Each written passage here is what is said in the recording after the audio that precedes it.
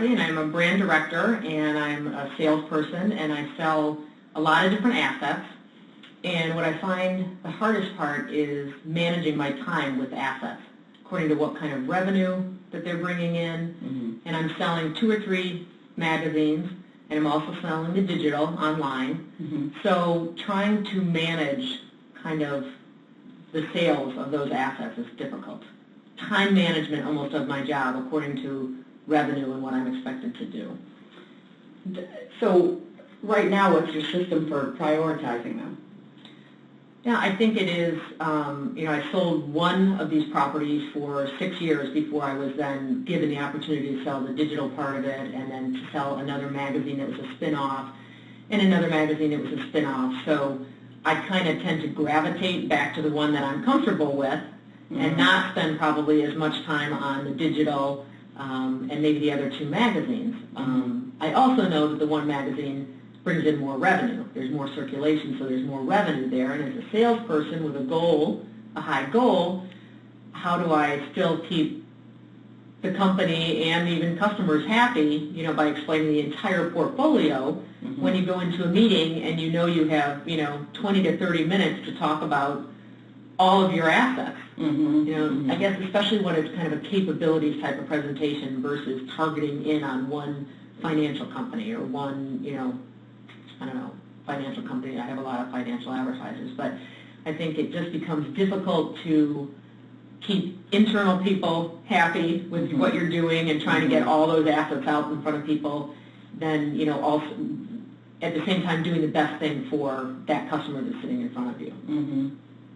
So I kind of hone back to what I'm comfortable with and what I know brings in a lot of revenue, but I know that I probably should be talking about all those properties a little bit more while I'm out there. And you're given limited time today. You don't have the time in front of people. Somebody's not going to sit there with me for an hour and listen to all my capabilities. Right. They're under the gun as well. Okay.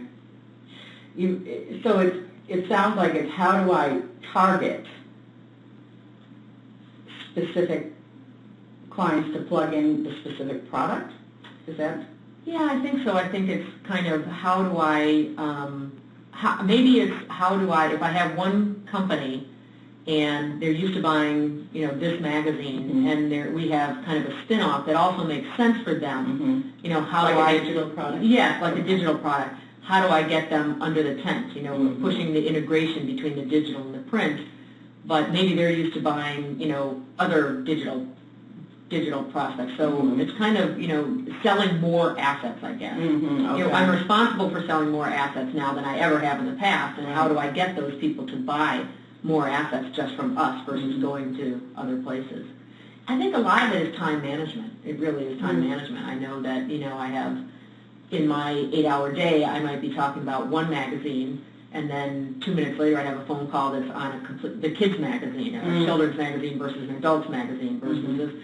So sometimes it gets down to time management, and you have, your 8 to 10 hours in a day, and at the end of the day, you've kind of been like this. Instead of focusing in on one thing, you're kind of like in all different parts of your job, and after a while, you start, it's hard. It makes it hard. So maybe, some of it's time management more than just the specifics of what you have to do for certain clients. I kind of know that, but I also know that now that I'm responsible for more, it almost feels like there aren't enough hours in the day to try and get the whole job done. You said something a few minutes ago, which I thought was interesting. You tend to focus more on the one you're comfortable with. Okay. That's true. So is it comfort or is it time management? I think it's probably a little bit of both. I would say probably more time management because I know that if I focus on the one that I'm comfortable with brings in more money than the other one. So it's, the 80-20 rule. Maybe I don't spend as much time on the one that I'm not as comfortable on anyway because I didn't start selling that originally, but it also doesn't bring in the same kind of revenue that this one does. But I'm still responsible for selling that other one. Right. So, I can't come up at the end of the year and not have any clients in this other part. Yeah. And that's part of my job is to kind of expand, and go there too. Even though this might bring in more revenue and they want that, you've got to do this, but what about this? What about digital? What about this other magazine? What about this? Now there are fewer people selling more assets, and you're responsible for all of them. So if you were to pick one thing you could start doing differently, just to be more mindful, to expand into new products, what would you do? I think I would probably, because of where it's going in the future, I would probably spend more time becoming better educated, which I am doing on kind of a digital format of what I'm selling right now.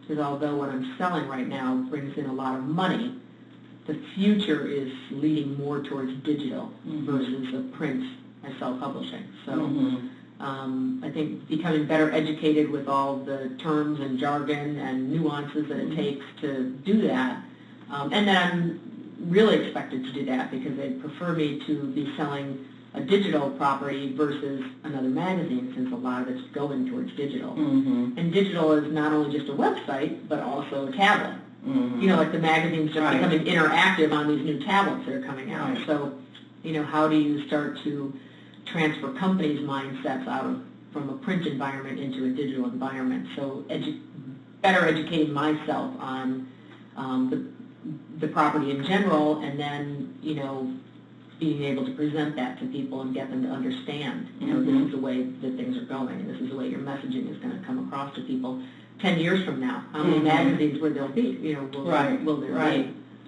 So we only have a couple of minutes left, but I'm wondering, that sounds like a viable strategy to get yourself a little better educated. It sounds like it would bring it to the top of your mind more, maybe get you a little more excited if you were, yeah.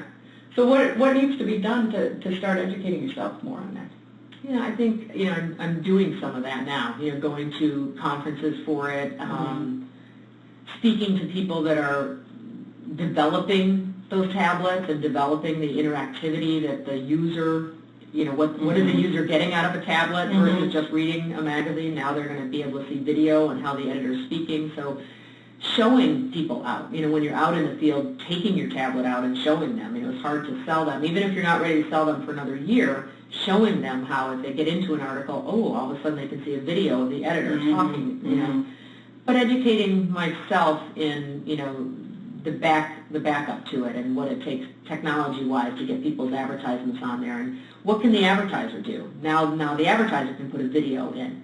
So what used to be just a print ad, now all of a sudden somebody can get out of a car and talk to the person if it's a car that they're selling or something. So the interactivity of delivering the message is going to become all important in the future. Okay.